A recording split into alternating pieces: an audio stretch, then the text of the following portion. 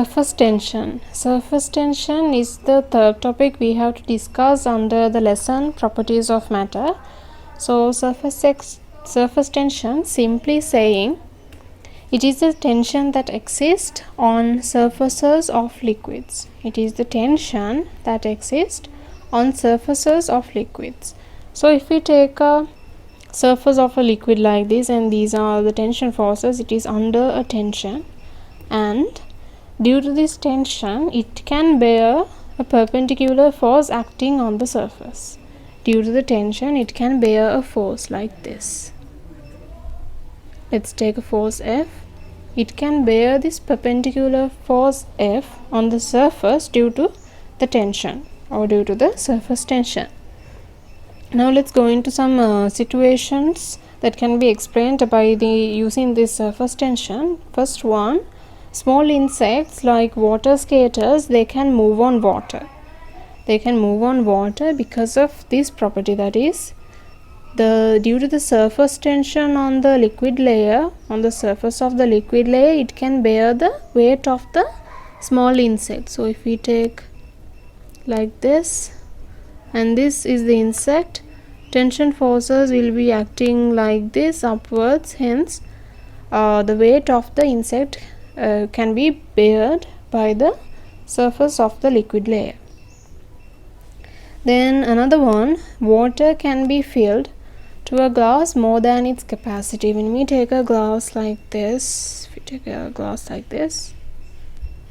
water can be filled more than its capacity. This is its capacity, but water can be filled more than that due to the surface tension force.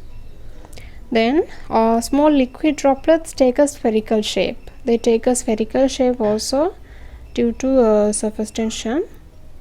And the other one is capillary rise and capillary drop. That is, those two occasions will be discussed later in this lesson. Surface tension is formed due to two types of forces. They are adhesive forces and cohesive forces.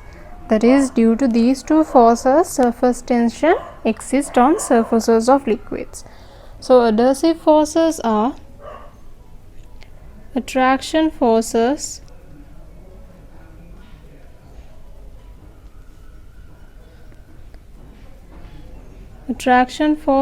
between non-identical particles or different particles. That is, for example, these are the attraction forces that exist between different types of particles.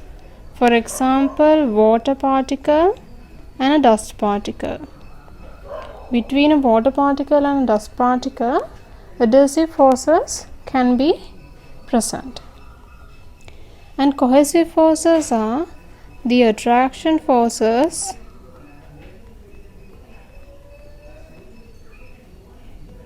between identical particles.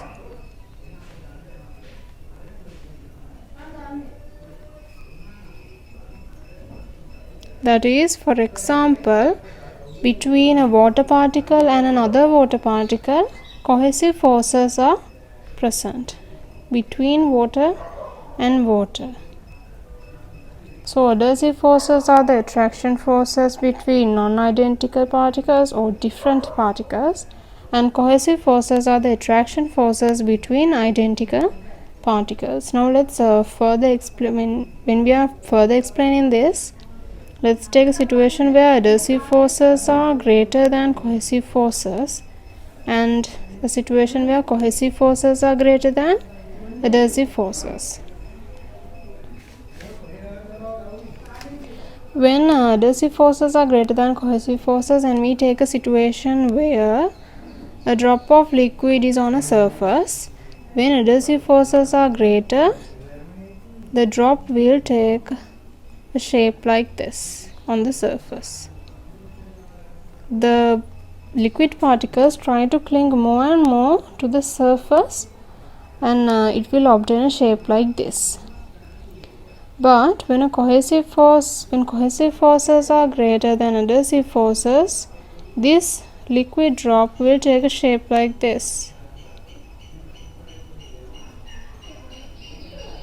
it will take a spherical shape because cohesive forces are high. The attraction forces between liquid particles are greater than the liquid surface. Therefore, it repels the surface and they try to cling more and more to the liquid particles. Hence, it will take a spherical shape like this. So, surface tension is formed due to these two forces, adhesive force and cohesive force. Now we have a fair knowledge about what surface tension is. So, we know that surface tension exists on surfaces of liquids and it exists because of the two forces, adhesive and cohesive forces. So, why does this surface tension exist only on the surface of a liquid? Why not inside the liquid? Now we will explain that. So, let's take this as a liquid and a liquid particle here and a liquid particle here. This liquid particle is inside the liquid. Let's take it as A, and this liquid particle is on the surface. Let's take it as B. So the liquid particle A, it is surrounded by other liquid particles since it is inside the liquid. So between liquid particles there are cohesive forces. So cohesive forces. So in this water particle A, cohesive forces exist all around the particle because the whole particle is surrounded by other liquid particles. So these, let's mark them, the cohesive forces acting in all directions. Hence, the resultant force on this liquid particle A is 0. There is no resultant force acting on this liquid particle A. But when we move on to the liquid particle B, it is a particle on the surface. So, the liquid particle B is not surrounded by liquid particles in this area. Only from one side it is surrounded by the other liquid particles. Hence, cohesive forces exist only inside the liquid like this. Therefore, there will be a resultant force acting on this liquid particle on the surface. It will be acting downwards like this. Since all the liquid particles on the liquid surface have a resultant force acting downwards, the surface of the liquid is under a tension. That is why only the surface is having surface tension and not inside the liquid. Now let's discuss about the coefficient of surface tension.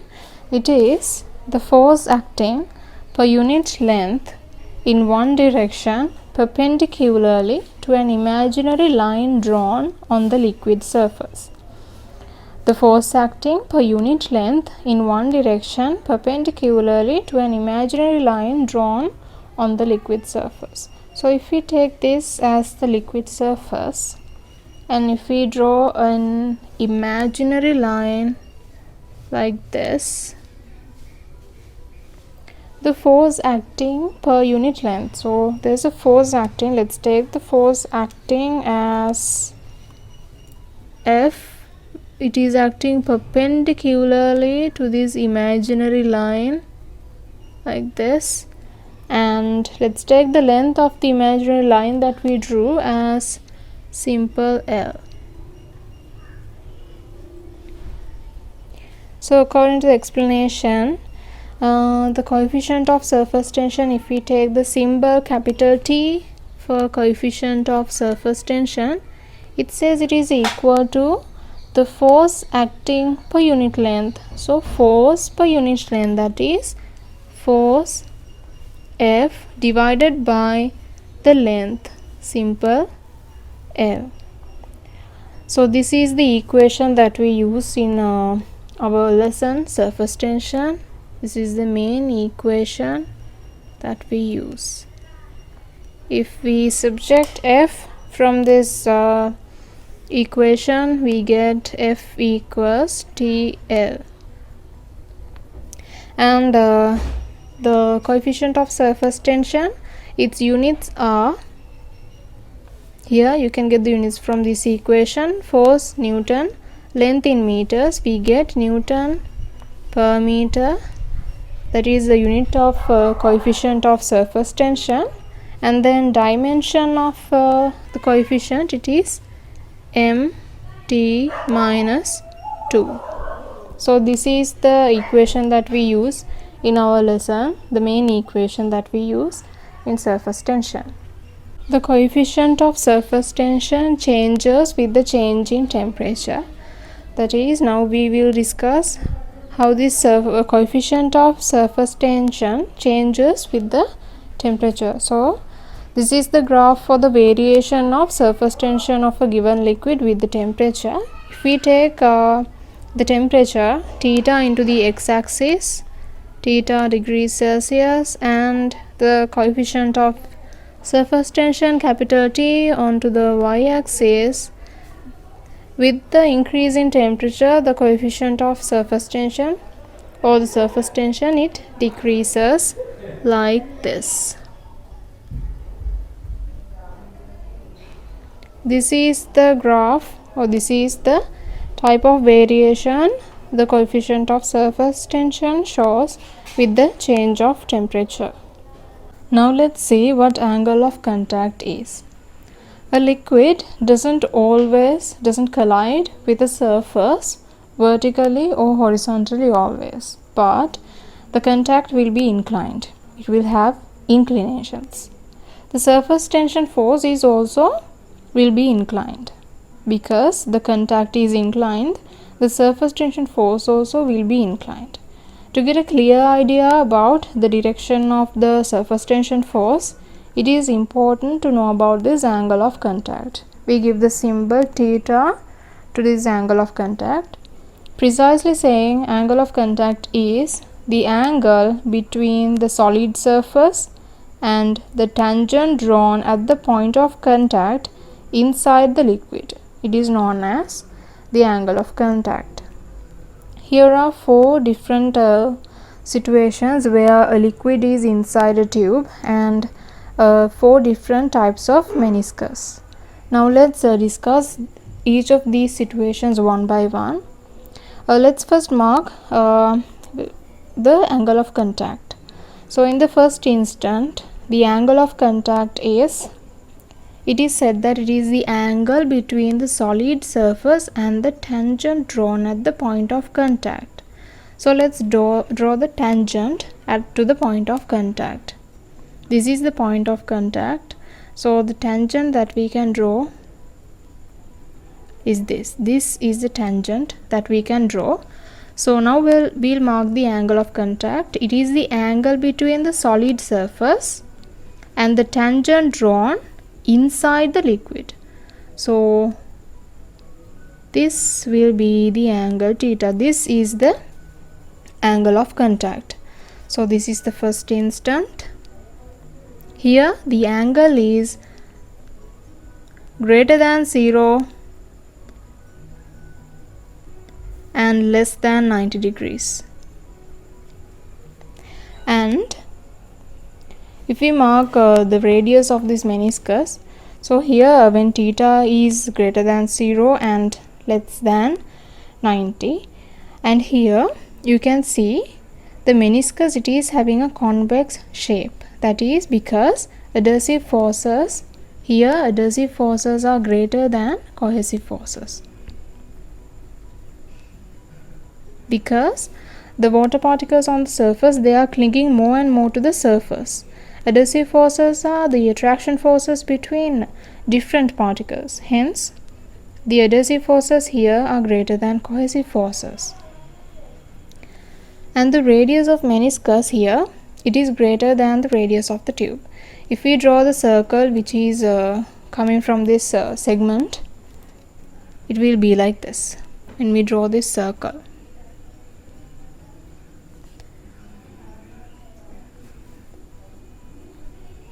this will be the circle, and the radius of the meniscus, this is the radius of the meniscus, it is greater than the radius of the tube. So this kind of an instance is having an angle of contact greater than 0 degrees and less than 90. Then when we move on to the next situation, the second situation,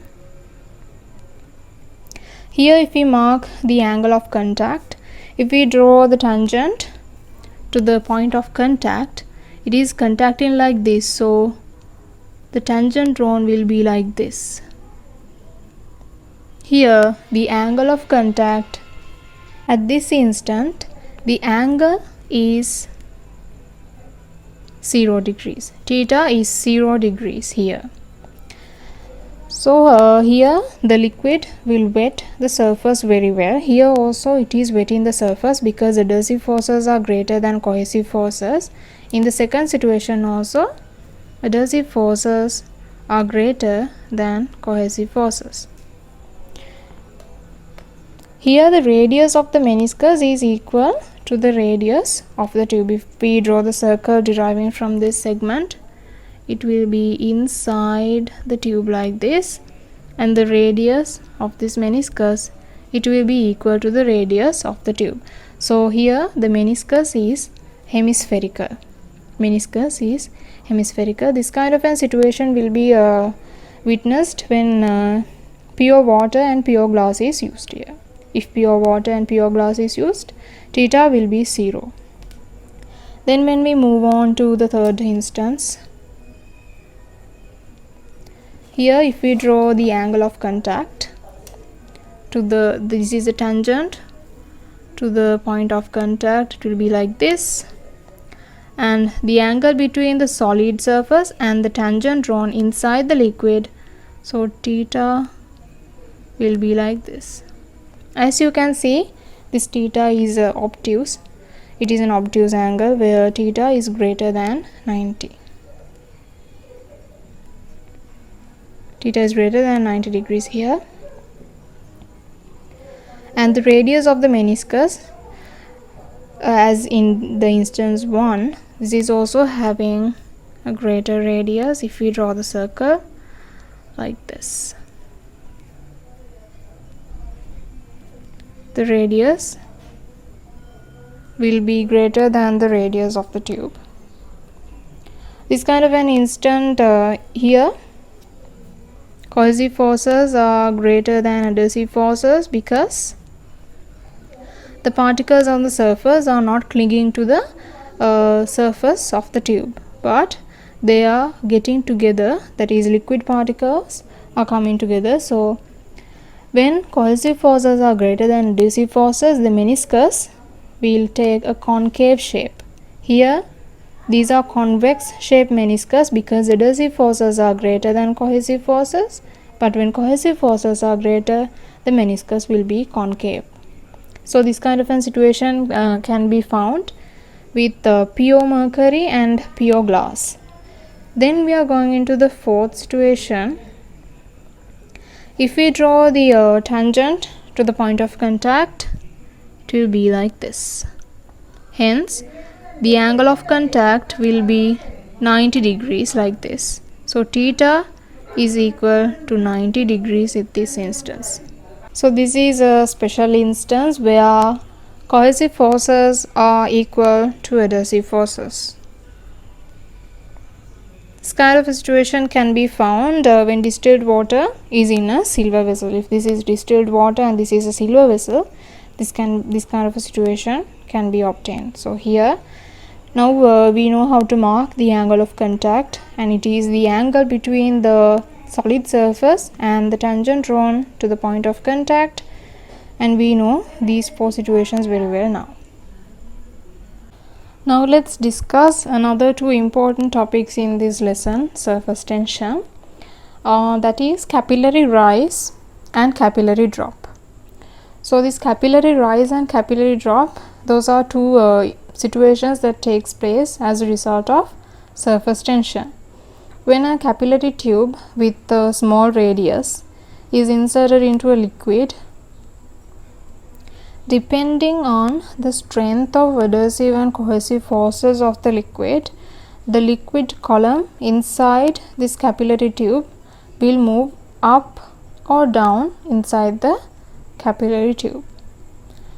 if the liquid column or if the liquid level moves up inside the capillary tube, then it is called as a capillary rise. But if the liquid column is moving down, it is called as a capillary drop. So this capillary rise is taking place when adhesive forces are greater than cohesive forces. That is, the meniscus will be convex shaped, and when adhesive forces are greater than cohesive forces in this liquid, the capillary rise will take place. It will be rising like this.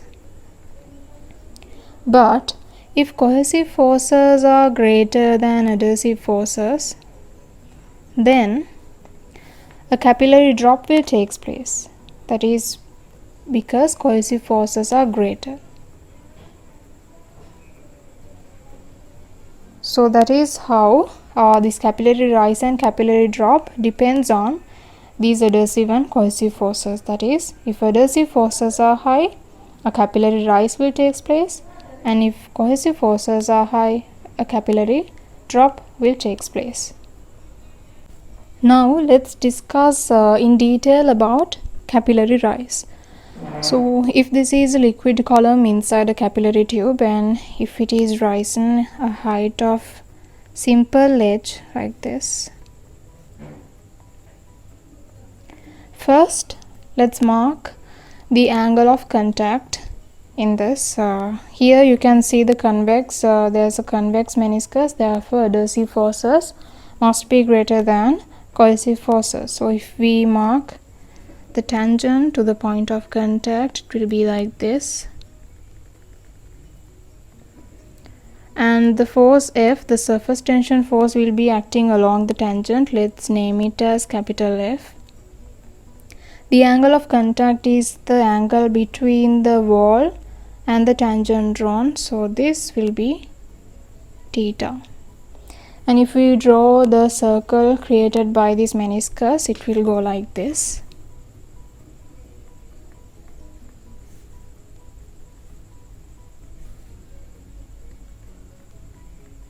And let's mark the radius of the meniscus also,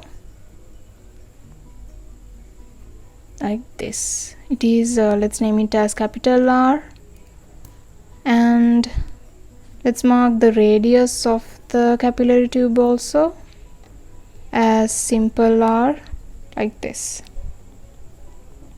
So now this angle theta, we can see that it is an angle which is greater than 0 and less than 90. So let's mark it like this, 0 degrees. The contact angle theta, it is greater than 0 and less than 90 degree angle. So now we are going to get an expression for the height of the capillary rise by using the terms, by using surface tension. So let's take the surface tension of this liquid as capital T, and here the weight of this rising up liquid column is bared by this surface tension force acting. So let's take the weight of the liquid column as mg. So this mg, the weight, is bared by the surface tension forces acting vertically up. So if we equilibrate these forces, we will equilibrate these forces acting upwards, that is F acting upwards, the vertical component of the surface tension force. Since this angle is theta, this angle is also theta, so it will be F cos theta. So this F cos theta is equal, we are equating it to the weight, because the weight of this liquid column is bared or holding up by using this surface tension force, so mg. So if we write the force F by using the surface tension of this liquid, we know our surface tension equation we derived earlier, that is T equals F over L. So if we substitute, if we subject F is equal to TL. So we substitute the surface tension into this here F, so it will be T into L, that is the surface tension forces are acting along the circumference of this meniscus, so it will be the circumference, that is 2 phi r. R will be the radius of the tube. So that is the force, that is 2 into 2 phi r and cos theta equals m, mass of the liquid column. If we are going to write the mass in terms of the density of this liquid, if we take the density of the liquid as rho, mass is given by, that is m equals rho v. So if we substitute rho v into here, the density of the liquid, that will be rho, and the volume. The volume of the liquid column is the height into the cross-sectional area. Cross-sectional area of the capillary tube, that is phi r squared. Phi r squared. R is the radius of the capillary tube. Phi r squared into the height h will be the volume, and G. So if we further simplify this relationship, we can see here r to one of these r's get cancelled off, phi to phi get cancelled, so remaining will be 2t cos theta equals h rho r g. So if we substitute h on one side, we will be getting h is equal to 2t cos theta divided by rho g r. So this is the expression that we get to the height of the capillary rise, or the height. We have derived it by using surface tension. So if we so this is h, that is the height of the capillary rise, and T is the surface tension of the liquid. Cos theta is the angle of contact. Here it is greater than 0 and less than 90 kind of a situation, and rho is the density of the liquid, g is gravitational acceleration, r is the radius of the tube. But if we want to get the expression without using the radius of the tube, if we have to use the radius of the meniscus instead of this, let's take simple r is the radius of the capillary tube.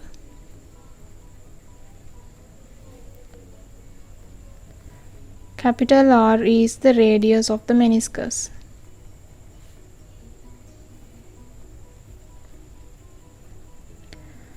So to substitute capital R into the expression, we have to find a relationship between the radius of meniscus and the radius of the capillary tube. If we take this triangle here and draw it outside, it will be like this.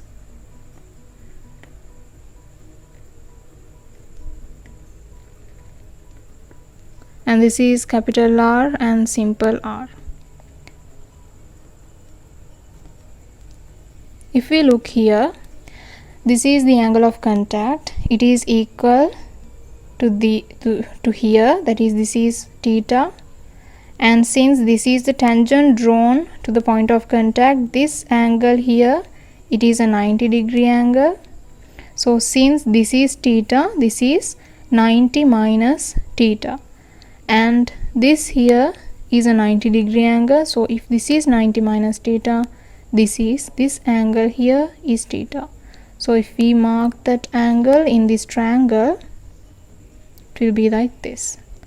So to get a relationship between capital R and simple r, we can use this triangle here and the cos relationship. So cos theta here is equal to simple r divided by capital R. If we subtract simple r, we get capital R cos theta, and we get this expression here. We get h equals 2t cos theta divided by rho gr, and if we substitute this expression here, you will get r cos theta. So here cos theta to cos theta gets cancelled off, and you will get the expression h equals 2t divided by r rho g. This is the expression for the height of the capillary rise in terms of the radius of the meniscus instead of the radius of the capillary tube. If we consider a situation like this where the contact angle is 0, this is the tangent drawn to the point of contact, and the contact angle theta is 0 degrees. That is, this meniscus is hemispherical, and if we draw the circle for this meniscus, it will be a circle inside the tube like this. So here the radius of the meniscus is equal to the radius of the tube. In this type of situation, if we take h as the height of the capillary rise, here also a capillary rise can take place, because this is also a situation where adhesive force are greater than cohesive forces. So in this kind of a situation, to get the expression for the height of the capillary rise, we use the above equation, the above derived equation, the same one. We get 2t cos theta divided by rho gr.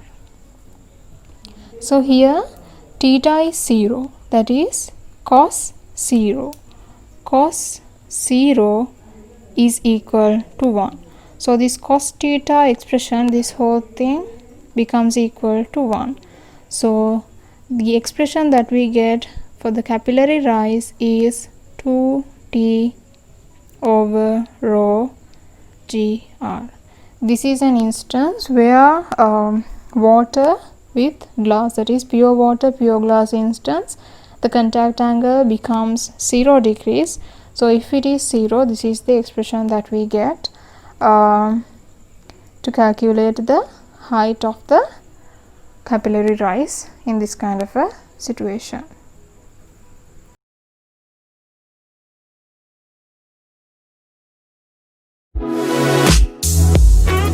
මෙම වීඩියෝව ඔබගේ දැනුමට උපකාරී වුණා නම් like කරන්න. මේ වගේ තවත් videos බලන්න අපිව සබ්ස්ක්‍රයිබ් කරලා බෙල් අයිකන් එක ක්ලික් කරන්න.